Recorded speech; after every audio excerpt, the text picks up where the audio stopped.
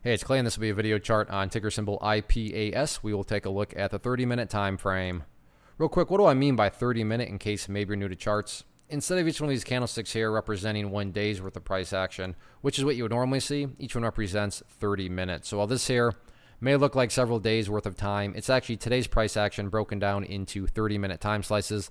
I like to this time frame. I think it's a good job of telling the quote-unquote story of the price, and then makes mapping out levels of support and resistance a bit easier to see. And I got to admit, this chart is pretty sketchy. I mean, it made a good move, yeah, but then this pullback, it was deep pullback, but it wasn't a collapse. So like I said, this chart is kind of, there's lots of viewpoints that go into it. So what I want to do is really kind of just focus on a single level. And I think this level is really going to help define whether or not this is a bullish or bearish chart going forward. And that area is right here at $2.15. Why is $2.15 important? Well, let's kind of look at a couple scenarios. First scenario, let's say that the price actually breaks down below it, and then after that continues to sink to the downside. At that point in time, what would you have? You would literally have the price right back inside of this range that it just broke out of. And not to insult your intelligence, but price movements that go back to where they started, not exactly a sign of true strength. And I would go as far as calling this a total pump and dump if that were to happen, because I mean, a pump and dump is where a price makes a great move. This one's already made a great move, and then within a relatively short amount of time,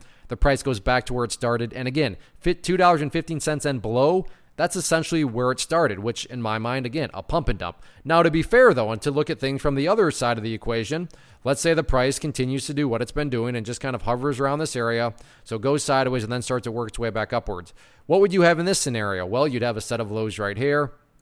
You'd have these lows down here. If you picture each one of those as stair steps, well, hey, now you have overall stair steps progressing in the upwards direction. And from that point of view, well then, hey, the chart is actually bullish because the price is making progress forward. Now, I do realize there's perspective that goes into it. I mean, if you're a day trader and you bought up there and wanted to sell within 20 minutes, then yeah, you don't care about this stair step. So I'm definitely making these comments from more so a broad, point of view. But that's kind of the key level going forward in my mind is 215, because that's going to tell us, well, is the price making progress, which is obviously bullish, or is the price going back to where it was, which is bearish?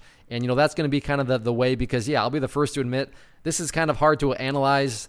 A pretty sketchy chart, but yeah, let's see how the price reacts around 215. One of the biggest questions I get is, hey, Clay, how do you find the stocks that you trade? So what I've done is put together a free resource guide where I talk about the tools that I use to locate stocks that I find interesting and think may have potential. So if that sounds like something that could add value to you as a trader, then click on the image that is up on the screen right now, and I will email you the guide. The guide itself is very short and to the point, and best part, it's completely free. Thanks for watching the video. Let me know if you have any questions.